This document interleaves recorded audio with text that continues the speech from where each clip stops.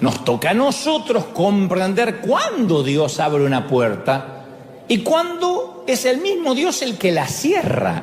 Eso a veces nos puede llevar toda una vida. Saber cuándo Dios dice sí y cuándo Dios dice no. Y a veces nos toca mucho tiempo de peregrinar cristiano aprender la diferencia. Cuándo Dios dice sí y cuándo Dios dice no. Ahora, Dios quiere que aprendamos a diferenciar, porque pensemos en nosotros como padres. ¿Qué papá, qué mamá quisiera tener hijos a los que hay que decirles todo por el resto de la vida? Ponete esta ropa, cámbiate el calzón, metete a estas clases, andá a esa universidad, cámbiate el calzón, te dije, postulá para este trabajo, casate con esta persona y cámbiate el calzón cuando te cases. Tené hijos.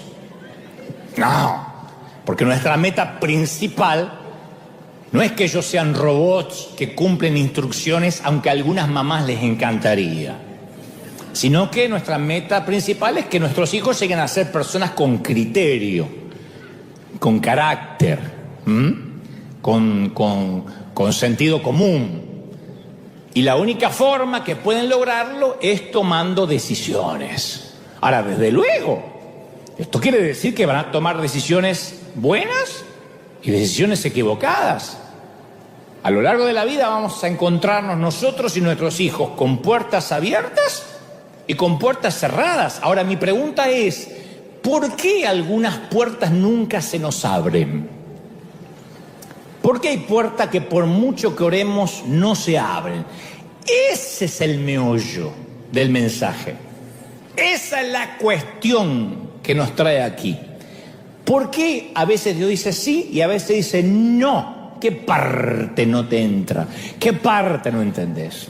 Entonces quiero que hoy juntos tratemos de entender el no de Dios, porque nos va a sanar.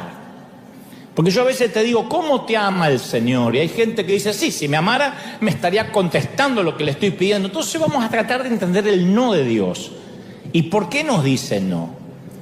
Los ejecutivos del fútbol, de las grandes ligas, especialmente las europeas, que tienen esas transacciones millonarias con sus jugadores, dicen que los cambios más grandes son aquellos que nunca se concretaron. Esos son los cambios más grandes.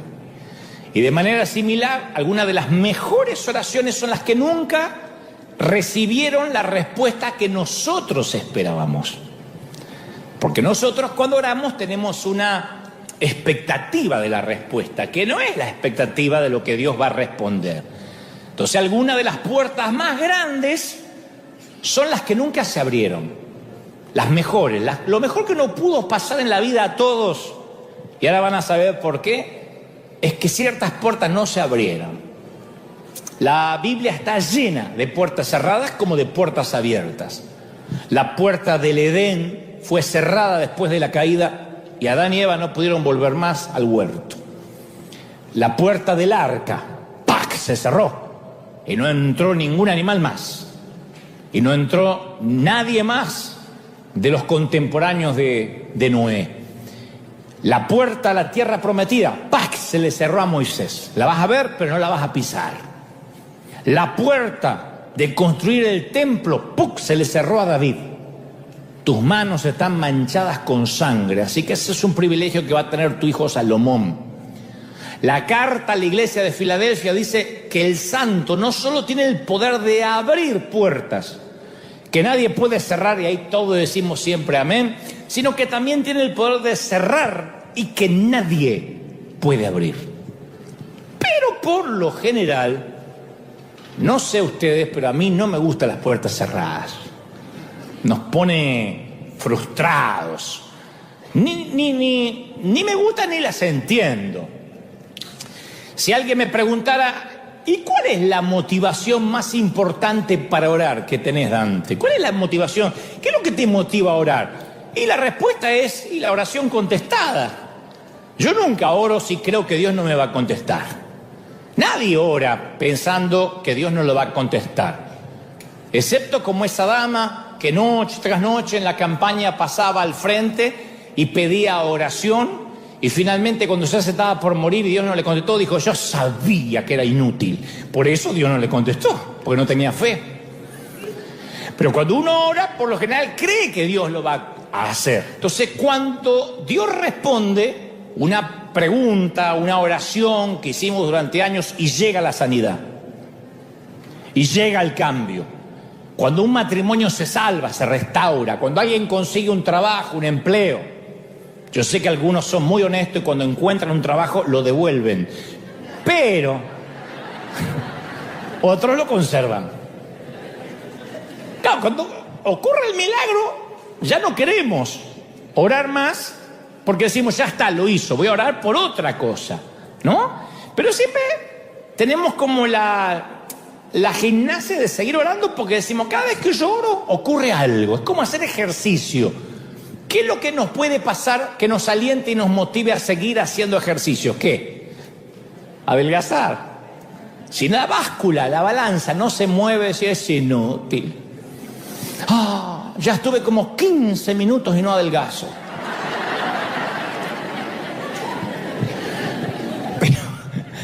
Pero si alguien nos preguntara, ¿cuál es la desmotivación más importante para orar?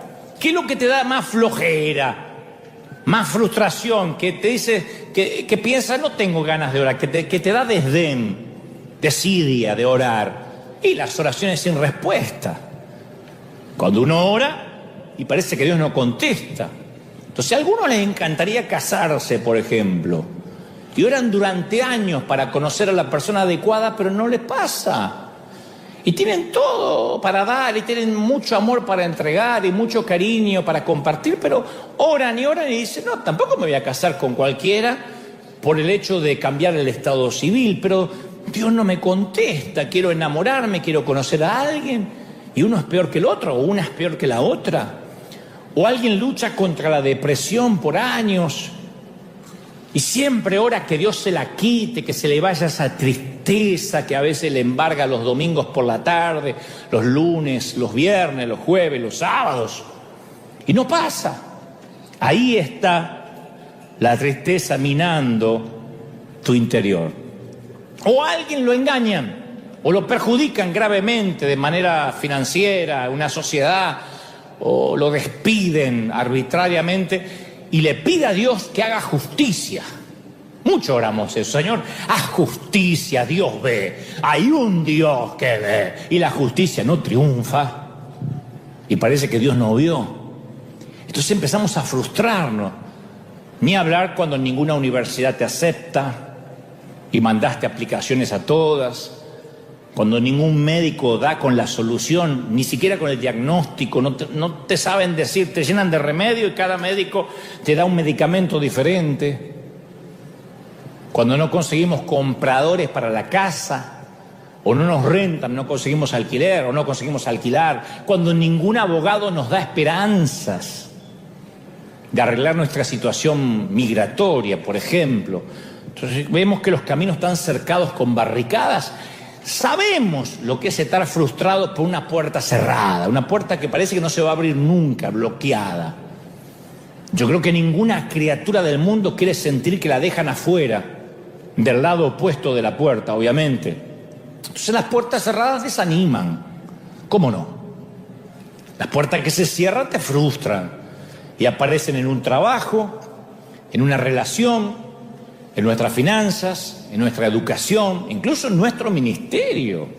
Cuando Dios cierra las puertas dice no, y uno dice, pues si yo le quiero servir, yo lo único que quiero es hacer algo para Él y me cierra la puerta. Uno como que no lo entiende porque, uno tiene la intención noble de hacer algo, ¿no? Una oportunidad que queríamos queda inaccesible y sentimos como que la vida se nos va apagando. Sentimos como que la esperanza se nos va derritiendo, herrumbrando, y como que a Dios no le importamos. Debe ser algo bueno, pienso yo, que solo Dios tenga el poder de cerrar de tal manera que no pueda ser abierto. Debe haber alguna razón por la cual un padre puede cerrar una puerta y no lo deja al nene salir. Tiene que haber una razón. Tiene que haber una razón por la cual una madre cierra o pone alto ciertos elementos que los niños no deben ni pueden tocar. Debe haber una razón por la cual el cajón de los cuchillos tiene un precinto mientras que haya niños curiosos en la casa. Entonces muchas veces la puerta cerrada, que hace que me sienta frustrado en su momento, más adelante entendemos que es un momento de gratitud. Decimos, claro, por algo Dios la cerró. Yo a veces me descubro diciendo, Señor, gracias por aquellas puertas cerradas. Fui tan ganso en estar orando y orando para que se abriera lo que no se tenía que abrir. Gracias por esa puerta del colegio secundario que se me cerró en la jeta, porque yo no estaría acá. Me dedicaría a ser técnico electrónico en cualquier parte del mundo. Gracias por un pastor que una vez me dijo, un pastor alemán, lo quiero mucho, pero después nos reconciliamos antes que él partiera, pero que me señaló con su dedo huesudo y me dijo, usted no tiene futuro en la iglesia, usted no sirve, porque yo nunca hubiese comenzado un ministerio con jóvenes, no le habría creído al Señor si me hubiese inclinado en el apoyo del pastor. Así que yo le agradezco a aquel hombre que me sentenció de alguna manera, porque al cerrarme una puerta no me quedó otra que orar. Agradezco que una vez en Argentina alguien me dijo, si algún día liderás una iglesia en Argentina, lo voy a tomar como una traición. Ni se te ocurra algún día liderar una iglesia en Argentina. Gracias a Dios, porque no estaríamos acá, no seríamos ricos. Gracias que las puertas se cierran, porque Dios siempre tiene algo mejor, algo más grande, algo maravilloso. Digo, ayer pensaba, y te hago el mismo desafío, no ahora, regresen acá, traigan la mente de vuelta. Pero en casa, piensen en una lista, pongan las puertas abiertas y las cerradas. Van a ver que hay un montón de cerradas que te salvaron la vida. Sí, mira, dice amén, amén, amén, una que pateó 3 novios. Dios le salvó la vida. ¿O no? Por las veces que presenté un proyecto de televisión a un canal cristiano y me dijeron, no, esto es muy mundano. Acá no vemos Biblia, acá no vemos palabra de Dios. Menos mal, no se me hubiesen abierto las puertas en canales seculares. Estaría allá dentro de la pecera, en un canal cristiano. Digo, si no me hubiesen cerrado la puerta, no me hubiese atrevido a más. Por esa oración que estuvo sin respuesta por años. Que después vino, pero yo aprendí en ese desierto, en ese sequedal, en esa travesía, yo aprendí lo que no hubiese aprendido si hubiese tenido una recompensa inmediata. Aprendí mucho. Por lo que parecía una gran oportunidad financiera, por esa oportunidad financiera que nos perdimos y después nos enteramos que terminaron estafados, involucrados en una organización que terminó siendo dañina, tóxica. Entonces Dios cierra ciertas puertas. Por esa gente que se fue de mi lado, y yo decía, Señor, ¿por qué se va? Tráela de vuelta. Pero Dios no me hubiese rodeado del equipo maravilloso que tengo si no hubiese cortado la cizaña cuando la tuvo que cortar. Hay gente que salió de tu lado y en el momento te pusiste a orar para que la gente se regrese. Y Dios dice, no sabés lo que estás pidiendo. Me pediste que dejar de estar drenado, dejar de estar vampirizado. Estoy limpiando tu entorno y volvés a pedir los vampiros. Entonces yo le agradezco a Dios por esas puertas cerradas. Alguna vez husmeando en las redes, no me digan amén, pero alguna vez husmeando en las redes, te encontraste con aquel exnovio con el que cortaste hace 20, 30 años. Aquella chica que no te daba bolilla, la encontraste, te pasó de decir, gracias, Señor. Amado Padre, qué bueno. A ver, más fotos, tiene que haber más fotos. ¡Ay, sí!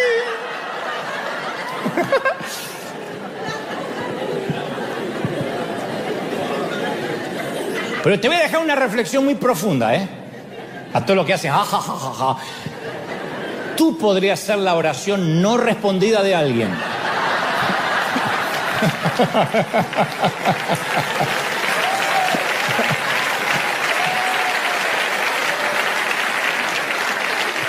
No quiero meter el dedo en la llaga, pero alguien ya te encontró y agradeció al Señor. Gracias. gracias por salvarme de eso. ¿Alguien agradeció? Porque Dios le cerró la puerta que eras tú. Eso pasa. ¿Es así? Ahora, no agradecemos por todas las puertas cerradas. Porque hay muchas que siguen cerradas y siguen sin gustarnos que estén cerradas. Las abriríamos de una patada, si pudiéramos. Puertas ambiguas.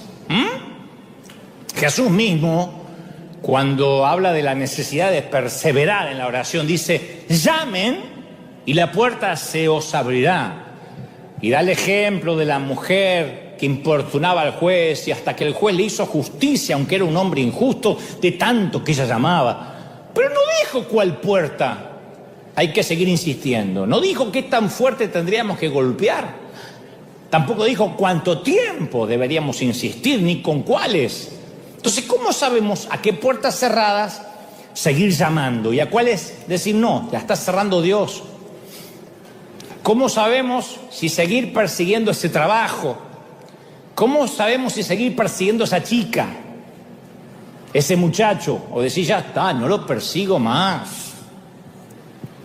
¿Cómo sabemos si perseguimos esa universidad? O decir, ya está, no persigo más, no aplico más, ya está, me dijeron que no. O ese sueño.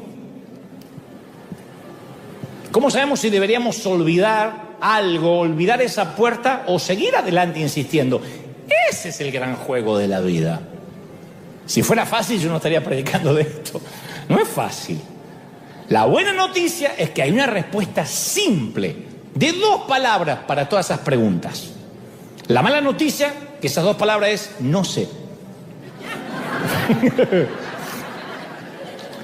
Quizá nunca lo vamos a saber con seguridad durante esta vida. ¿Qué puertas hay que insistir y qué puertas no hay que insistir? Pero Dios tiene en mente cosas más grandes que nosotros tengamos que saber algo con seguridad sí o sí. Dios tiene un plan más grande que darnos seguridad respecto a las puertas. Y uno va por la vida preguntándose, pero para entender por qué, esto es lo que a mí me gusta más. Algunas puertas no deberían abrirse y Dios no las quiere abrir. Para entender por qué hay puertas que se cierran, primero uno tiene que entender y desarrollar una gran habilidad para saber qué puerta Dios cierra y qué puerta hay que empujar, porque a lo mejor el enemigo está poniendo una traba, a lo mejor es una puerta humana que quiere encerrarnos. La habilidad para saber eso es lo que más cuesta. Y yo quiero que hoy, al menos en un torpe intento, acá y los que están en sus casas, veamos juntos qué puede estar tramando Dios con ciertas puertas cerradas que hay en nuestra vida. Y para esto necesito que hagamos un sincericidio, que seamos brutalmente honestos. No me digan amén, pero en su corazón. Todos los que estamos aquí presentes en River hoy, y donde nos estén mirando desde cualquier parte del mundo, todos los seres humanos poseemos un punto ciego. Algo que no vemos de nosotros, todos. Aunque digas, yo me conozco, hay un punto ciego. Yo quiero que pienses esto. En un grupo, por ejemplo, de gente, en un grupo humano, si todos están cantando y hay uno que canta desafinado, en un coro, no amateur, sino que en el coro, en el micrófono, canta como una gallina que sabe que morirá al amanecer. En un grupo humano, si alguien tiene un gesto irritante, un trastorno obsesivo compulsivo, un TOC, un ruido raro, si alguno en un grupo habla demasiado, habla y de todo opina, si alguien es fanfarrón en un grupo, o si alguien en el grupo es amarrete, no come banana porque le da pena tirar la cáscara, devoto de la Virgen del Codo en un grupo, o si alguno viola el espacio personal, hay gente que cuando te habla se acerca demasiado y te pone acá el aliento. O si alguien está emocionalmente necesitado y a quien se le acerca lo drena a la hora que sea, te arruina una Navidad, un cumpleaños, te arruina lo que sea. O si alguien tiene un carácter putrefacto, para no decir podrido, que queda feo. ¿Quién es la última persona en enterarse? ¿Quién es el último que se entera? el que tiene el problema. Yo, mal carácter.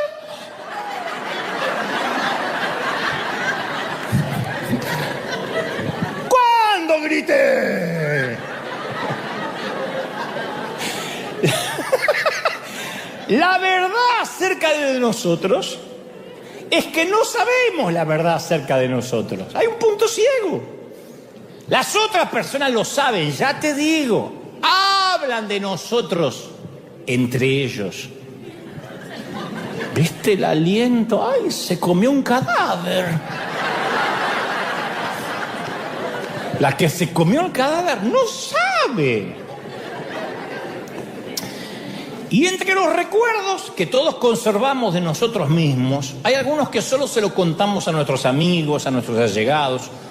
Otros, ni siquiera los queremos confesar a nuestros amigos porque nos dan pena, los guardamos para nosotros bajo 7 llaves.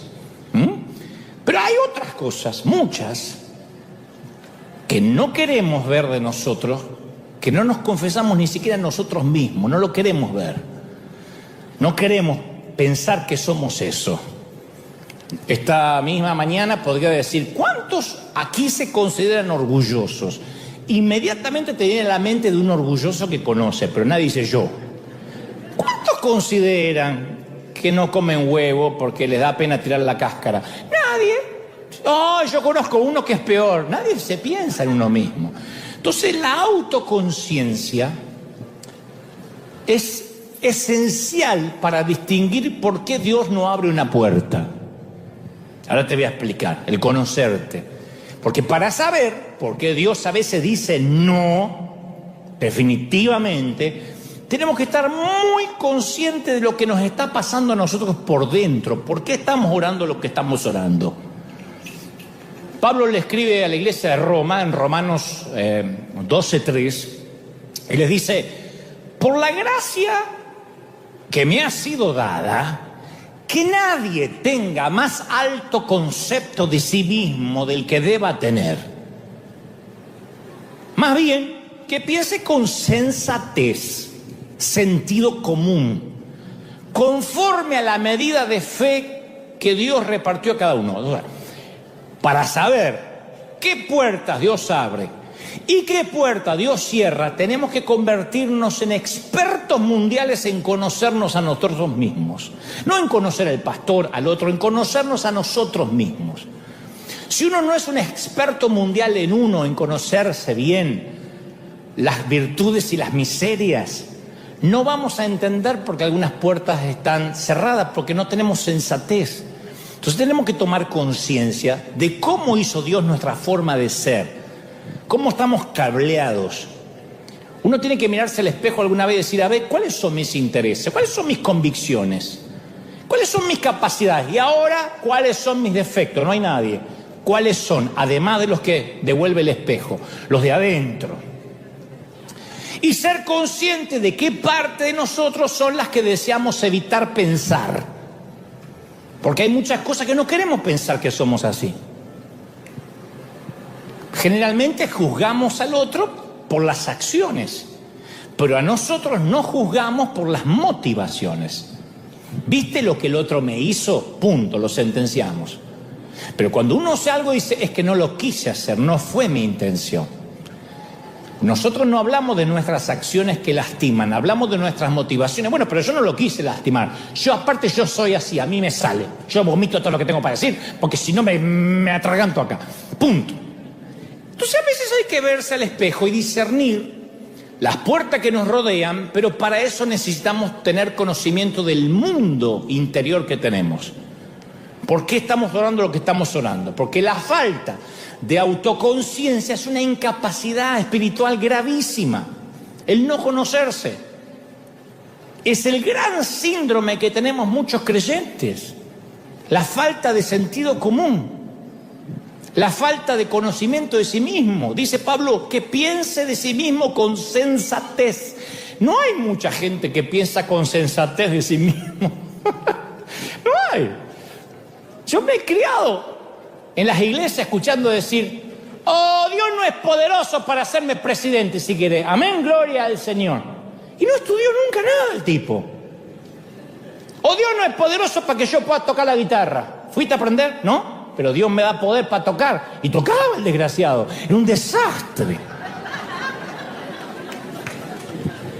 O Dios no es grande para darme un auto así, último modelo. Ni siquiera puede mantener una casa, ni la familia, ni trabaja. Pero yo ya le impuse las manos y no entiendo por qué Dios no me da ese auto. Le llaman a hablar en fe. Le llama a confesar. Yo le llamo a hablar sin conocerse. Sin sensatez. Sin sentido común. Es como aquel que no se baña, tiene mal aliento, no se educa, olor a patas, pero ora por la chica más linda de la iglesia. Vos lo ves a él, decís, Señor, oye, llévatelo, te lo mandamos. Pero él mira a aquella despampanante y dice, esa quiero para mí, no menos que eso. ¿Él se vio alguna vez lo que está pidiendo? ¿Por qué lo irían a elegir? O al revés, ¿no? Es falta de sentido común. Ahora, Dios es poderoso para que la chica se desmaye y caiga a tus pies. Sí, capaz que le baja la presión y se desmaya, pero no es que se va a casar. Es gente queriendo levantar una cosecha que no es suya. Yo entiendo lo que es el poder de Dios, pero entiendo también lo que es la capacitación, la preparación, el ensayar, el hacer las cosas con excelencia. No tenemos que tener urticaria la excelencia, porque eso a veces falta de sensatez. Por eso tenemos tantos cantantes desafinados, predicadores aburridos, administradores fracasados, matrimonios infelices. Porque hay mucha gente que se ve a sí mismo con sensatez, que se ve a sí mismo como debe ser. Entonces, cuando Dios puso una puerta abierta delante de la iglesia de Filadelfia, les hizo algunos comentarios. Le dijo, yo sé que tus fuerzas son pocas. Apocalipsis 3:8. Yo sé que tus fuerzas son pocas. Probablemente no era lo que querían escuchar. No es una buena manera de comenzar una profecía. Porque no sabemos en qué sentido tenían poca fuerza. Capaz que eran pocos en cantidad. Capaz que tenían pocos recursos económicos. Capaz que eran de una educación de bajo nivel. Y esta carta circuló entre 7 iglesias. Así que no solo la iglesia que recibió el mensaje se enteró que tenía pocas fuerzas, sino que las otras 6 también se enteraron de que tenían pocas fuerzas en Filadelfia. Tenían que aceptar la verdad acerca de sí mismos si querían atravesar la puerta abierta. Tenían que entender que si iban a atravesar la puerta iban a ser con las fuerzas de Dios, no con las fuerzas de ellos. ¿Hasta ahí me siguen, sí o no? Entonces le dice, yo sé que tienes pocas fuerzas. Lo primero que le hace es que se conozcan a sí mismos, a ver dónde están parados, en tiempo y espacio. Al mismo tiempo, las pocas fuerzas no es la única verdad que recibieron de parte de Dios. También les dijo en Apocalipsis 3:8, sin embargo, has obedecido mi palabra y no negaste mi nombre. Eso también está bueno. Además de ser de pocas fuerzas, eran obedecedores de la palabra y honradores de su nombre. Y la puerta abierta que Dios les ofreció llegó con toda la verdad de ellos, tanto lo negativo como lo positivo. Dios nos tiene que dar un shock y decirnos, este sos, ¿está? Cuando hay presión, estás colapsando siempre. Quiero que sepa que me estás pidiendo un ministerio, pero cuando alguien habla mal de vos, no lo aguantás. Cuando alguien te critica, querés ir a buscarlo a la casa y quemarle la casa con el Ku Klux Klan. Eso te pasa. ¿Estamos? Hay que conocernos. Si vamos a entender qué puerta Dios pondrá delante nuestro, hay que tener conciencia de cuáles son nuestros dones, nuestras fortalezas y también nuestras debilidades y nuestras partes más erráticas. Yo me acuerdo que orábamos intensamente para que la Catedral de Cristal no se vendiera. ¿Sabe cuál era mi oración? Dios no va a permitir que los hijos de Dios sean avergonzados, Señor. Tú no vas a avergonzar a tu iglesia.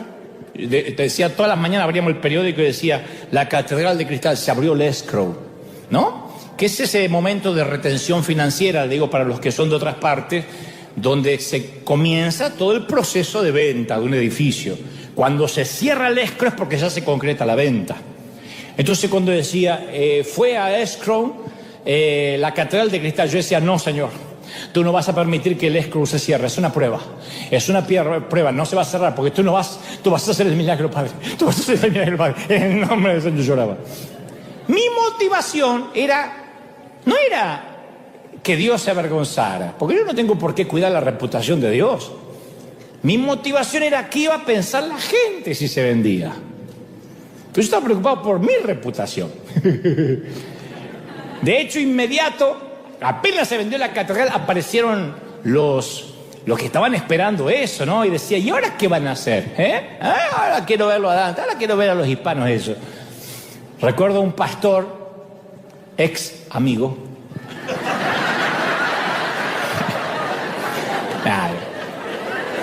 Si se arrepiente y se arrodilla algunas horas, yo le perdono porque llamó y dijo, ¿aló? Le dice a la secretaria, ¿habló con la catedral católica? Dice, no, en la catedral católica. No sé, me dijeron que Dante se hizo cura. ¿Puedo hablar con el padre? Era un pastor. Entonces, ahora no dejo de pensar qué hubiese pasado si Dios hubiese oído mi oración, si la catedral no se cerraba. Número uno, nada de lo que pasó hubiese pasado y no estaríamos aquí y no seríamos River, un río que no se ha detenido y llegó a todas partes del mundo. Mirá si Dios sabe o no sabe. Entonces, a veces es mejor, escuchen esta frase para tuitear, pero no ahora, después. Es mejor reconocer que pasamos por una puerta equivocada a pasar el resto de nuestra vida viviendo en una casa equivocada. Hay gente que por no reconocer que se equivocó de puerta, que se equivocó al pedir eso, al forzarlo, prefiere vivir en la casa equivocada por el resto de la vida. Che, no era esta puerta. Pero ya entré. No voy a salir, ¿qué van a decir la gente? Y vive en una casa que no era la de él. Por eso cuando voy a orar por algo debo pensar, ¿qué me motiva a orar? ¿Qué hay en mi mundo interior? ¿Qué me está motivando a orar? ¿Por qué estoy orando en realidad? Porque después nos enojamos por las puertas cerradas, pero lo que nosotros queríamos era cuidar nuestro ego. A veces, como me pasó a mí. Entonces, ser honestos en cuanto a las puertas que queremos que Dios abra, nos permite saber la verdad acerca de nuestras motivaciones, de nuestras ambiciones. Ahora, si uno quiere que se hagan los planes de Dios, tendríamos que estar dispuestos a conocer verdades sobre nosotros que no nos van a gustar. No vas a encontrar lo que encuentres. No te va a gustar lo que encuentres. Cuando uno excava arqueológicamente en su interior, no le gusta lo que ve. Jesús dice que va a doler. Jesús dijo, conocerán la verdad y la verdad os hará libres. Pero primero te va a traer amargura. Buscar la puerta abierta te va a decir la verdad de lo que realmente perseguimos y por qué pedimos lo que estamos pidiendo. Yo conocí a gente que se cambia de iglesia, no porque no recibe palabra, porque Dios no le habla, sino porque allá le dan un micrófono. Y siempre prefieren ser cabeza de ratón antes que cola de león.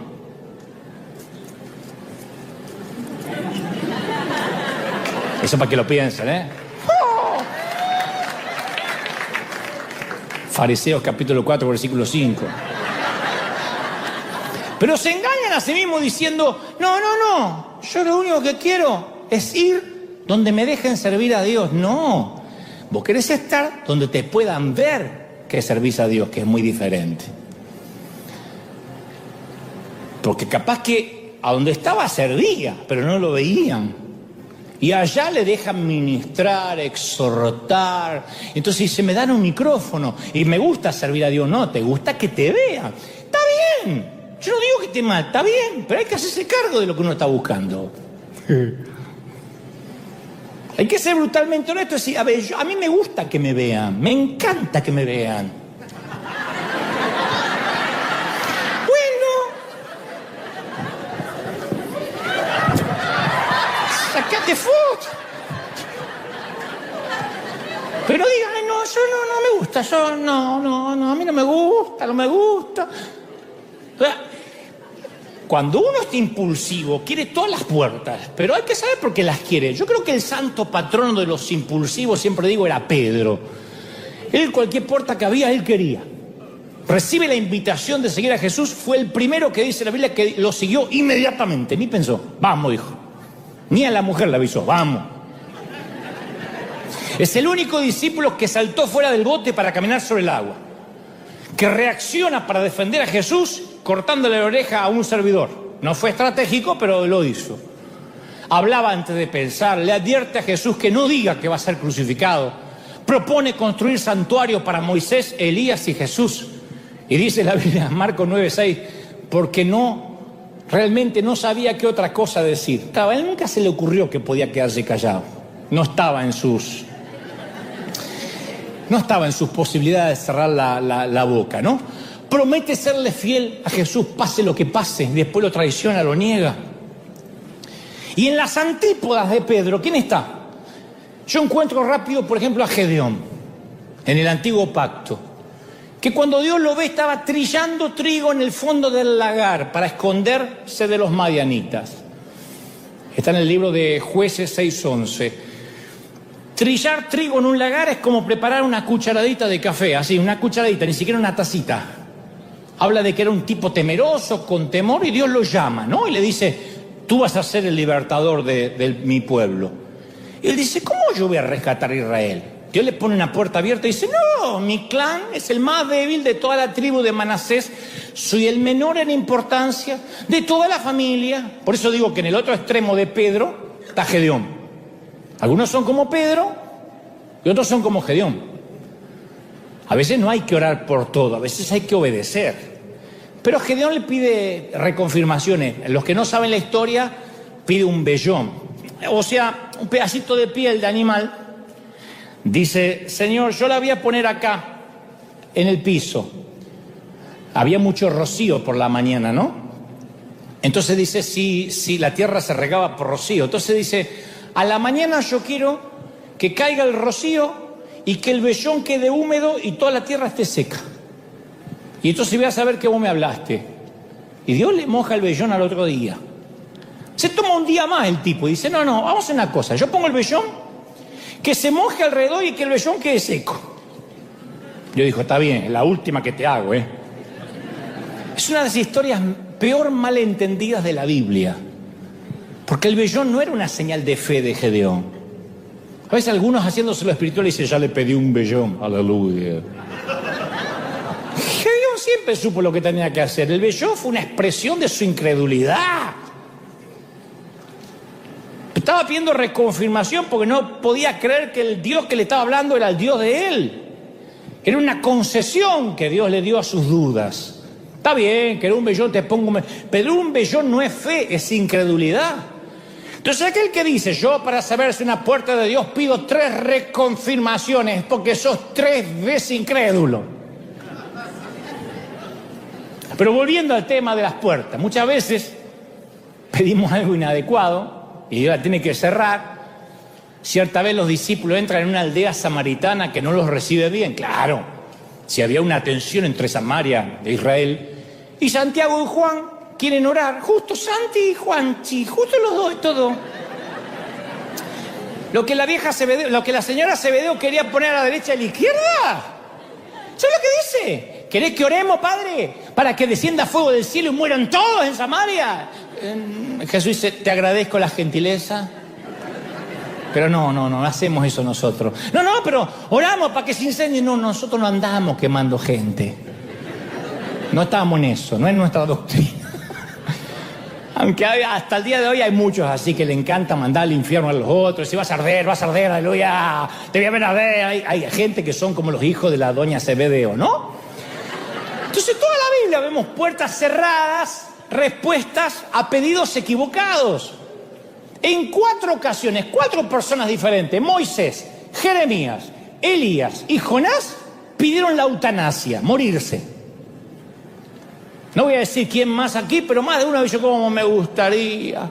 Mi mamá quiso morirse desde que nació. Te pusimos en la tumba, por fin.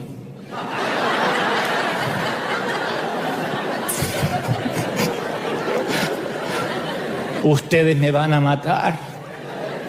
Me vas a llevar a la tumba. Yo siempre me imaginaba llevando el cajón porque me decía, me vas a llevar a la tumba. Me vas a sacar canas verdes y un día me vas a encontrar muerta y fría. Yo voy a orar. ¿Vivir para qué? Cuando vos te hagas mayor de edad, me voy a morir sola. Me voy a quedar en la cama sin comer hasta que me muera. Total, ¿para qué vivir? Si ya crié los hijos. Mira si Dios la hubiese escuchado a la vieja. Si tuviera que escuchar a tantas madres. Entonces le dicen no y no.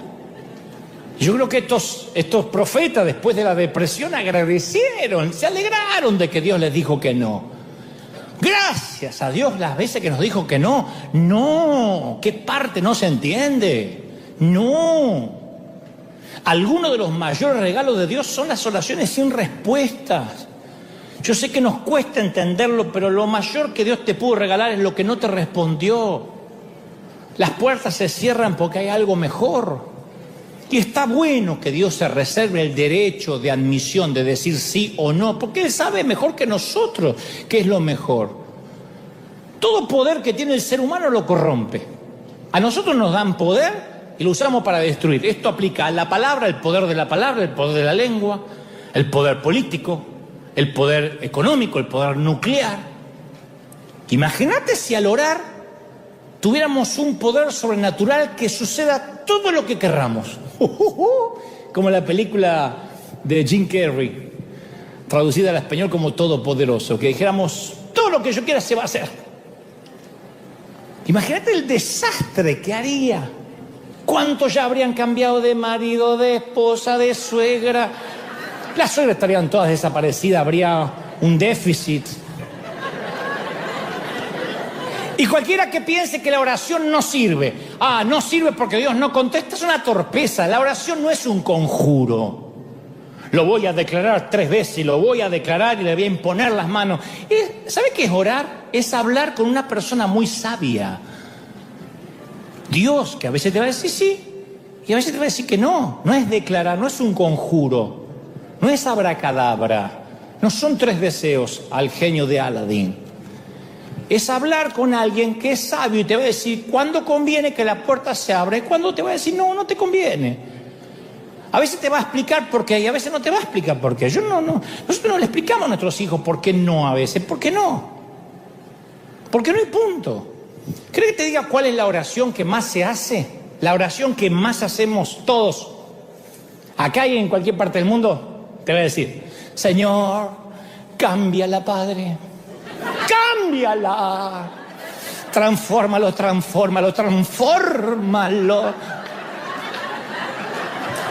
A la noche en la cama, Señor, tócalo, transfórmalo.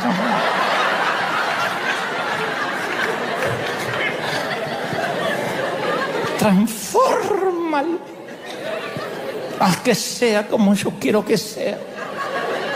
Como yo te lo pedí. Si Dios no te lo eligió, lo elegiste vos.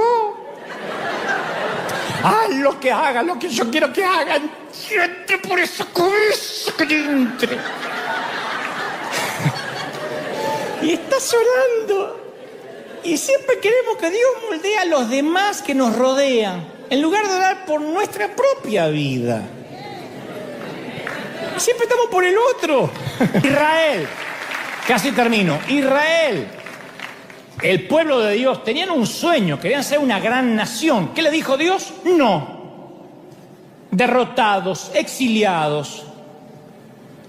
Pidieron en oración no tener que pasar por ese padecimiento. ¿Qué habría sucedido si Dios le decía sí? Si Israel se hubiese convertido en una gran potencia mundial, con una gran cantidad de dinero, con petróleo, con grandes ejércitos, si nunca hubiese estado exiliado.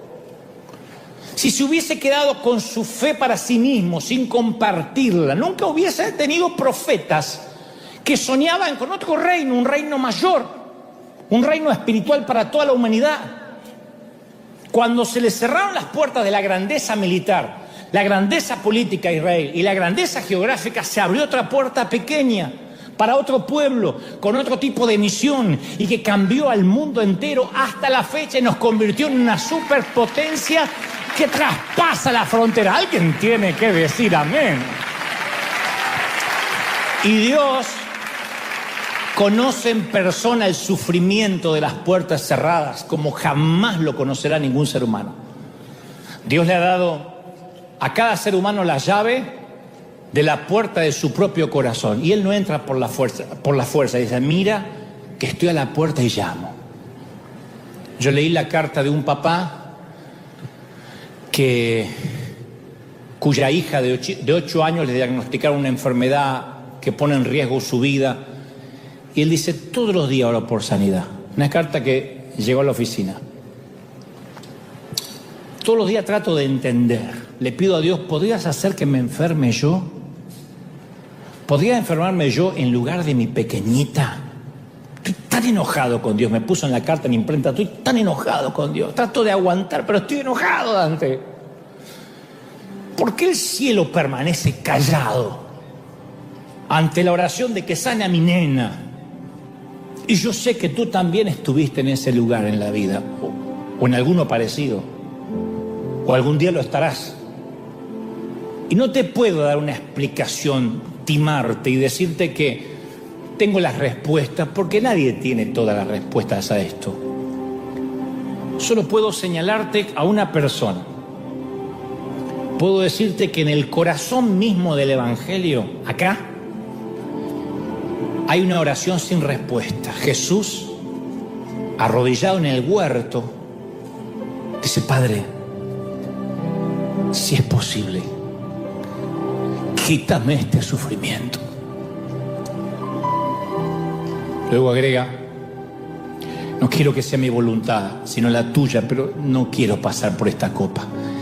Es la oración más desesperada jamás pronunciada por nadie que jamás haya vivido en este mundo, del corazón más puro que latió jamás, pudiendo ser liberado del sufrimiento más injusto que jamás se conoció. Lo único que consiguió fue silencio. La copa no fue apartada de él. El pedido fue rechazado. No. Y de ese dolor no deseado, de ese dolor inmerecido, vino la esperanza del mundo que rehizo la historia. Porque la respuesta definitiva a la angustia humana, incluida la angustia por esa oración sin respuesta, es la cruz empapada en sangre, donde el Hijo de Dios sufrió porque su Padre le dijo no. Entonces nadie tiene toda la respuesta. Pero esta semana pensaba, ¿qué pasaría si todas esas oraciones que hicimos recibieran un sí? ¿Qué hubiera pasado si Pablo hubiese recibido un sí? Se curó de la debilidad. Y en vez de, se hubiese transformado en un arrogante y hubiese transformado el movimiento de la iglesia primitiva en un monumento a su grandeza. Hoy hubiese sido el Papa Pablo, ¿no? Y si Israel se hubiese convertido en el pueblo de la grandeza militar, el pueblo de la opulencia en vez del pueblo del libro. Yo mismo he orado por ciertos temas privados y Dios me dijo, no, ¿qué parte no entendés? Porque de otro modo mi gracia no va a reposar en ti, te volverías un petulante de otros tantos que condenan a todo el mundo, que se saben o se creen santos. Hasta a mí me ha dicho, sería bueno que digas de tanto en tanto que no sos pastor. El apóstol Pablo dijo, yo soy el más insignificante de los apóstoles, no me llamen apóstol, no soy digno de ser llamado apóstol, porque yo perseguía la iglesia de Dios. Así que yo adhiero a esas palabras y digo, yo tampoco soy digno de que me llamen pastor, aunque pueda fungir como tal. Porque de verdad, no es falsa modestia, debo ser el más insignificante, el que más cuenta sus problemas. Entonces, en un ámbito donde todo el mundo se pelea por un micrófono y por ser apóstol, Pablo se avergonzaba de ser apóstol. En mi caso no es que me avergüence. Como digo siempre, no quiero que la pastoral se avergüence de tenerme a mí entre sus filas, que diga, no me comparen con ese payaso. A mí sé cómo Dios me llama y me basta. Entonces no sé por qué algunas oraciones reciben un sí y por qué algunas reciben un no. Pero conozco la angustia del no, cuando uno quiere en sí, más que ninguna otra cosa en el mundo. Es espantoso cuando te dice no. Pues no sé por qué. Lo único que sé es que en la cruz el no de Dios a su Hijo se convirtió en el sí de Dios a todos nosotros. Y la noche antes de morir, estaba tratando de explicarle a sus discípulos las cosas terribles que iban a ocurrir, que ellos no tenían que darse por vencidos, que esto no era el fin. Y ahí Juan pinta la terquedad de los discípulos. Dice Juan 16:16, Jesús le dijo: ya no me van a ver, pero después me van a ver. Ahora no me verán por un tiempo, un ratito, como dicen en algunos países, un ratico, pero después sí. Dice que ellos decían: ¿qué quiere decir con que dentro de poco ya no le veremos y un poco después? E insistían: ¿qué quiere decir con eso de dentro de poco? No sabemos de qué habla. Y Jesús se dio cuenta y le dijo: ¿se están preguntando qué estoy queriendo decir? Los discípulos dicen: sí, estamos preguntando qué quieres decir. Ellos querían que las puertas se abran ya, ni siquiera esperar un ratito. En su impaciencia quieren que las puertas se abran ya, como algunos de nosotros hoy. Y Dios dice: dentro de poco, en un ratito. Juan necesitaba decirnos esto y lo deja claro en la Biblia para que entendamos que Jesús le dice: ahora ustedes están tristes. Es un poquito, pero voy a volver y se van a poner tan felices que nada te va a quitar la alegría. Al final el gozo va a ganar en tu vida. Vas a estar feliz. Alguien tiene que decir amén. Y dice Jesús: oigan, y no tendréis más preguntas. Le dice a los discípulos: no habrá más preguntas. Porque los discípulos siempre, como nosotros, estaban preguntando. ¿Te diste cuenta de eso? Toda la Biblia es pregunta. ¡Hey, Jesús! ¿Puedo sentarme a tu diestra? ¡Hey, Jesús! ¿Cuántas veces tengo que perdonar a este tipo? ¡Hey, Jesús! ¿Por qué nació ciego este hombre? ¡Hey, Jesús! 70 veces 7 tengo que perdonar a Leiva, que hoy subió tarde a tocar el teclado. ¡Hey, Jesús! ¿Qué significa esta parábola? ¡Hey, Jesús! ¿Deberíamos ordenar que baje fuego del cielo para matar a los samaritanos? ¡Hey, Jesús! ¿Cuál de nosotros es el más grande? ¡Hey, Jesús! ¿Qué significa dentro de poco? ¡Hey, Jesús! ¡Hey, Jesús! ¿No somos así? Jesús dice: siempre estás preguntando por qué. Y todos hoy tenemos esa pregunta. ¿Por qué ese nene de 6 años tiene un tumor? ¡Hey, Jesús! ¿Por qué ocurrió ese terremoto en México? ¡Hey, Jesús! ¿Por qué mi padre murió de COVID? ¡Hey, Jesús! ¿Por qué mi matrimonio se vino abajo? ¡Hey, Jesús! ¿Por qué no me quito la depresión? ¡Hey, Jesús! ¿Por qué se cayó un edificio en Miami? Amigo mío, déjame decirte, dice el Señor, las cosas se van a poner feas. Vas a ver cosas terribles: cáncer, hambre, guerra, virus, cuerpos lisiados, traición, abuso, transgresión. Pero después, aunque a ustedes les parezca un tiempo largo, en la escala de la eternidad es un ratito. Dentro de poco, en un ratito, me verás nuevamente y yo voy a acomodar todas las cosas en su lugar y el gozo va a ganar. Tendrás tanta alegría que no harás preguntas. Ahora tenés preguntas porque estás del otro lado de la puerta. ¿Por qué tengo que sufrir? Pero algún día, de un modo que ninguno de nosotros podemos entender ahora, vamos a agradecer por todas las puertas que te cerré, todas las puertas que te dije que no, porque vas a estar gozoso. Vamos, póngase de pie y dale el mayor aplauso de la historia al Señor de señores. Vamos, dale un aplauso al Señor grande. Ahí en casa también, dale un aplauso al Rey de Reyes y al Señor de señores. El Rey está en casa. Cuando venga ese día, dice Jesús, ya no preguntarás nada. ¿Qué día va a ser ese? Cuando el gozo sea tan grande, ¿qué vas a andar preguntando? Cuando no es necesario pedir explicaciones, no habrá más preguntas. Y yo sé que estás impaciente por la puerta que se cerró, por las puertas que no se abren, pero Dios me dice que dentro de un poquito, di conmigo, un poquito, fuerte, un poquito. En casa también, un poquito. Gracias que las puertas se cerraron y Dios nos bendijo tanto. Vamos a orar. A los que están en casa, yo quiero que repitan conmigo esta oración. Si es la primera vez que escuchas este mensaje, si es la primera vez que entiendes lo de las puertas cerradas, yo siempre digo, no habríamos transmitido al mundo si las puertas del edificio no se hubiesen cerrado. No habríamos sido este río que nos conocen en todas partes, que hemos bendecido, si las puertas no se hubiesen cerrado. Benditas puertas cerradas, porque Dios siempre tiene algo mucho más grande y mejor. Y a los que hoy dicen, yo no tenía la menor idea por qué tenía que escuchar este mensaje. Te invito a recibir a Cristo en tu corazón. Aquí te vamos a ayudar. Repitan conmigo, digan, Señor Jesús, te recibo como mi Salvador.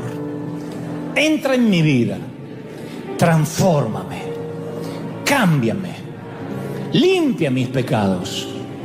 Anota mi nombre en el libro de la vida. Amén y amén. Y no importa si eres católico, musulmán, si eres testigo de Jehová, conservador, liberal, tradicionalista, no sé, lo que sea, mormón, Dios me dice que te diga cómo te ama el Señor. Cómo te ama el Señor, que te cierra puertas cuando te las tiene que cerrar. Te ama, princesa. Te ama, príncipe. Te ama el Señor. ¿Tú lo crees? No. ¿De verdad que lo crees? Te ama el Señor. Y conmigo, me ama el Señor. Y por eso te cierra puerta y te dice que no, porque tengo planes de bien para ti y no de mal, dice el Señor. Vamos, en casa también, no se vayan todavía en casa. Y aquí, levanten sus manos y comiencen a clamar a Dios. Voy a orar para que niños, jóvenes, ancianos y adultos reciban esta bendición de parte de Dios. La presencia del Señor lo ha inundado todo, momento a momento. Son los últimos minutos. Pero antes de irnos, quiero que sientas que el Señor te ama. Que si Él ha detenido algunas cosas, ha sido porque tiene cosas mayores que ojo no vio, ni oído yo, ni han subido a tu corazón, dice el Señor. Te ama el Señor. Todos clamando. Mirá, hay gente encendida en fuego. Hay gente clamando ahora. Hay gente que está clamando y diciendo, Señor, es el poder del Espíritu Santo. Momento a momento, minuto a minuto, la gloria crece. Yo puedo sentir que algo ocurre. Y allí, en Europa, Asia, África, América, Oceanía, se está liberando algo nuevo. Dios está diciendo, yo he cerrado edificios, yo he cerrado incluso ministerios, para que mi iglesia salga a las calles, para que mi iglesia transforme las vidas, para que la palabra sea oída, para que muchos entiendan que iglesia es la gente, que iglesia no es la actividad, que Dios, que Cristo es más importante que la liturgia. Yo he dicho no para traer un mover y un avivamiento a las naciones. Lo declaro, lo creo. Declaro que la bendición ha llegado aquí, momento a momento. Estoy orando por enfermos, estoy orando por los que necesitan, por los que están clamando para que la gloria del Espíritu inunde tu cuerpo, tu alma y tu espíritu. ¡Aleluya! Lo creo y lo declaro en tu nombre. Decimos amén y amén. Bendito sea el Señor. Al Señor. Al Señor. Al Señor. Al Señor, al Señor, al Señor.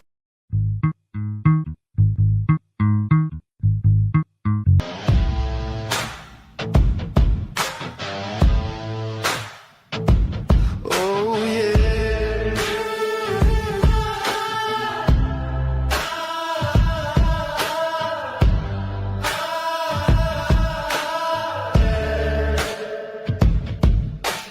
Wait for me, girl, wait for me. Wait for me, world, wait for me. I'm chasing dreams, can't you see? I'm just a man, but I'm running free. Gonna keep running till the stars come down. I'll chase that moon till the morning's found. Wait for me, butterfly, wait for me. I'm just trying to set you free. Wait for me, worries, wait for me. I'm only human, just let me be, let me be. Gonna keep running till the stars come down. I'll chase that moon till the morning's found. I said, oh yeah, the sugar's gonna bring me to life. I said, oh yeah, the sugar's gonna make it alright.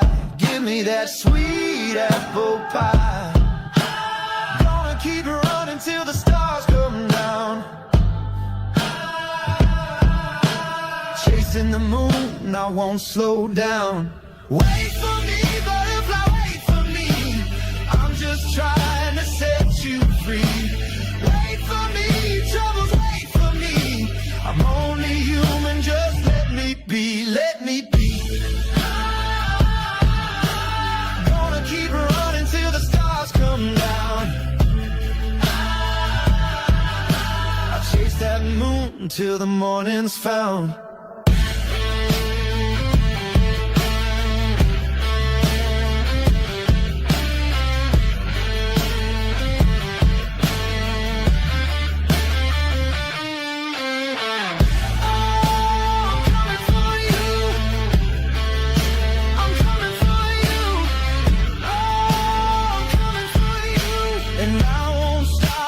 Till I do, yeah. Gonna keep running till the stars come down. I'll chase that moon till the morning's found. Yo suelo siempre pensar qué niñez habrá tenido Adolfo Hitler, por ejemplo, para transformarse en ese monstruo que luego el mundo entero conoció. ¿Qué le habrá pasado de niño? No intento culpar a nadie, digo, ¿qué niñez habrá tenido? ¿Qué traumas habrá atravesado? Tampoco lo quiero disculpar, solamente me pregunto. Y también para bien, ¿quién habrá afectado la niñez de Billy Graham? ¿Quién habrá impactado la niñez de quien luego fuera la Madre Teresa? Insisto, todos las personas de edad adulta, los frutos de esa edad adulta, están enraizados en nuestra niñez, la autoestima, nuestra seguridad, nuestra sexualidad, nuestra manera de pararnos ante la vida, nuestra forma de gestionar la felicidad. Tiene que ver con nuestra niñez. Todo esto está plantado, queramos o no, en el suelo de nuestros primeros recuerdos, nuestras primeras experiencias, sesgos, definiciones. Y dentro de cada adulto, cada uno de nosotros, habita el pequeño niño que lo precedió. Ese niño está allí, sobrevivió, está dentro del cuerpo adulto. Hay un concepto psicológico para describir a los niños que no pueden desarrollarse físicamente, ya sea porque no fueron bien nutridos, bien alimentados, o no recibieron el afecto incluso necesario, y a ese síndrome se lo conoce en términos médicos como depravación enana. O sea que por alguna razón no lograron crecer y desarrollarse. Y en términos espirituales también hay muchos adultos que son enanos, pigmeos en sus emociones, en su personalidad, debido a muchas carencias, no necesariamente de alimentación, pero carencias afectivas de su niñez. El corazón de un niño puede resultar herido de muchas maneras, especialmente cuando en algún momento se nos obliga a madurar o a crecer demasiado rápido, cuando algún infortunio, alguna tragedia nos hace quemar etapas, porque ese día perdemos la inocencia, ese día muere la niñez. Yo leí la historia de un adulto que relata que a sus 8 años su madre y el hombre a quien él consideraba su papá lo llamaron al salón, a la sala o al comedor y le dijeron: este hombre a quien llamas papá no es tu padre. Tu verdadero padre nos abandonó hace muchos años. Yo me volví a casar con este hombre, este es tu padrastro. Y este hombre que cuenta la historia, que ahora es adulto, dice: yo recuerdo cada pequeño detalle de aquella mañana. Recuerdo el aroma del café, el color del sofá, el sonido de los pájaros que provenían de una ventana entreabierta, el vestido que mamá llevaba puesto, las galletas que estaban sobre la mesa. Todos los demás recuerdos se me borraron, pero ese día fue como una fotografía mental. Es porque el tiempo se detuvo ahí. Fue el punto de inflexión en mi vida Y ese día fue el funeral de mi inocencia. Ese día yo dejé de ser un niño. No es que odiara a mi padrastro, era enterarme que me habían mentido gran parte de mi niñez. Después supe de otro hombre que tenía 10 años, cuando su padre se quitó la vida, dejó una nota a la madre del chico que decía: te adoro, pero yo ya no quiero seguir viviendo. Quiero decirte que te amo profundamente, a ti, al niño, y me encantaría que le dejes mi reloj. Y luego se sentó en el garage, el hombre, mientras que el auto estaba encendido, llenaba el ambiente de monóxido de carbono. Sucedió un sábado de otoño por la mañana. Y ese día, ese papá tenía que llevar a su hijo a un partido. En vez de eso se apartó, decidió apartarse para siempre de sus vidas. ¿Qué puede hacer un chiquito de 10 años con un trauma así? Porque el mundo se le terminó, la vida se le terminó tal como lo conocía aquel sábado por la mañana. El escritor Mark Twain dijo alguna vez que cuando muere alguien a quien amamos profundamente es como cuando nuestra casa se incendia. Pasan muchos años antes que entendamos o comprendamos toda la extensión de la pérdida. Uno no se da cuenta lo que perdió cuando nos dan la noticia de la muerte, durante el funeral, ni siquiera durante el duelo. Después de muchos años uno empieza a extrañar a esa persona, quizá cuando tenga que tener su boda, cuando le hubiese encantado, si en el caso que se muere un papá o una mamá, mostrarle a los nietos.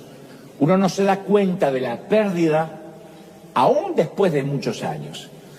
Conocí a otro adulto que decía: mi padre fue misionero en África, cristiano, pastor, predicador, y yo siempre me sentía que para él los africanos eran más importantes que yo, su propio hijo. Y yo solía pensar que si acaso él tuviera la foto de algún niño en su billetera o en su celular, sería la de un niño africano, no es la mía. Y hasta el día de hoy, este hombre adulto, hijo de ministros, todavía lucha con acercarse a Dios, porque piensa que fue ese Dios quien le robó a su papá cuando él era un niño necesitado de afecto. Entonces, este tipo de rechazo puede ser más sutil que los ejemplos anteriores, pero también es una herida que marca nuestro futuro. Y ese es el propósito central del enemigo: separarnos del Padre, que uno empieza a tener dolor hacia sus padres terrenales para que por consecuencia, por carácter transitivo, uno también tenga dolor para con Dios. Y el enemigo usa esa indiferencia para susurrarle al niño: tú no eres digno de que te amen, tú eres una molestia, no eres importante.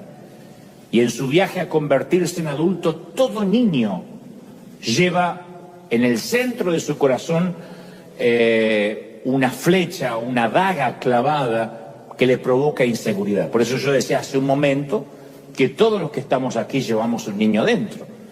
Y puesto que la mayoría de nosotros, cuando adultos, ya no hablamos de esas heridas, y mucho menos tratamos de sanarla, sino que miramos para adelante, nos fajamos, como dicen en algunos países, y nos toca continuar la vida, esa herida permanece ahí. Y esa herida, por lo general, ha sido infringida por nuestros padres.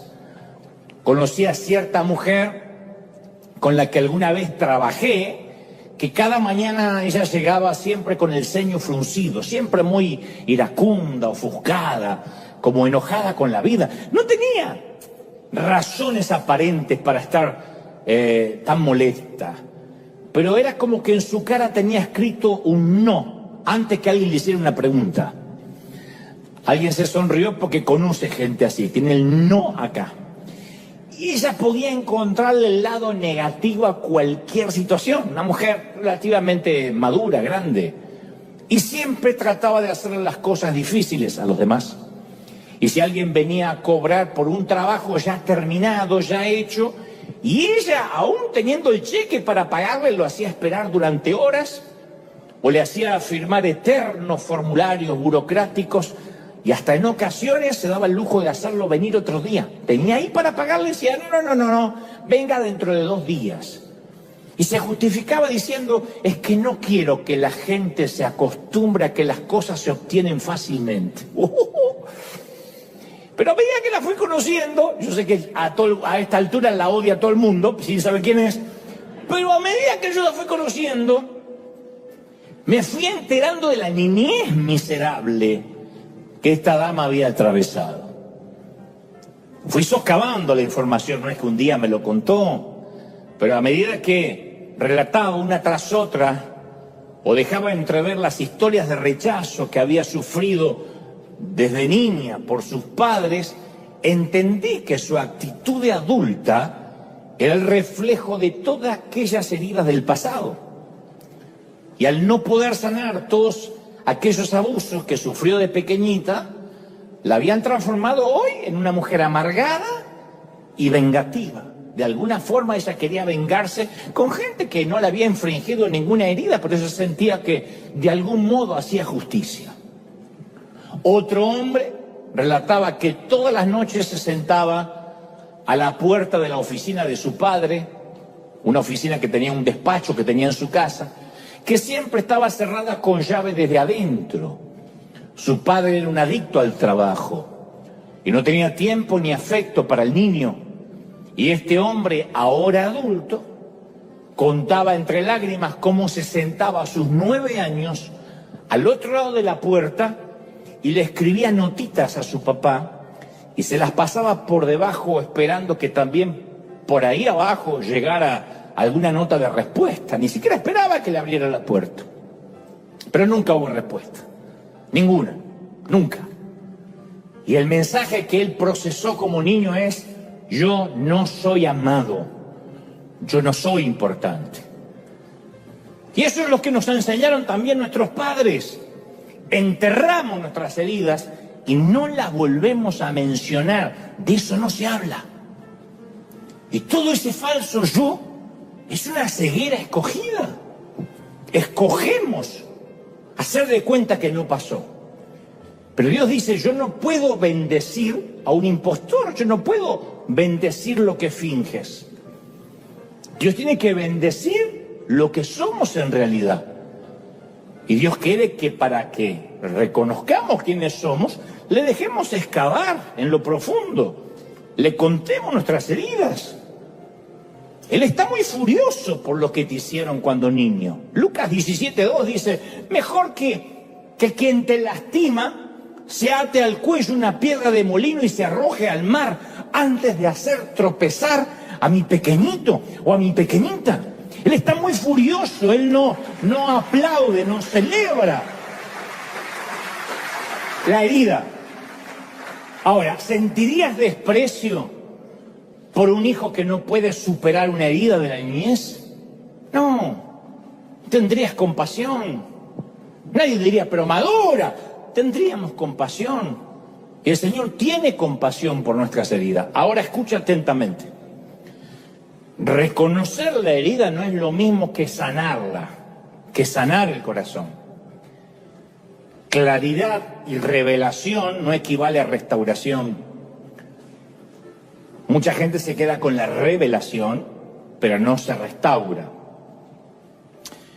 Es como aquel que pasa por al lado tuyo y te roba el celular. Y tú dices, ¿me robaste? Y dice, ay, sí, perdón. ¿Qué falta después de eso?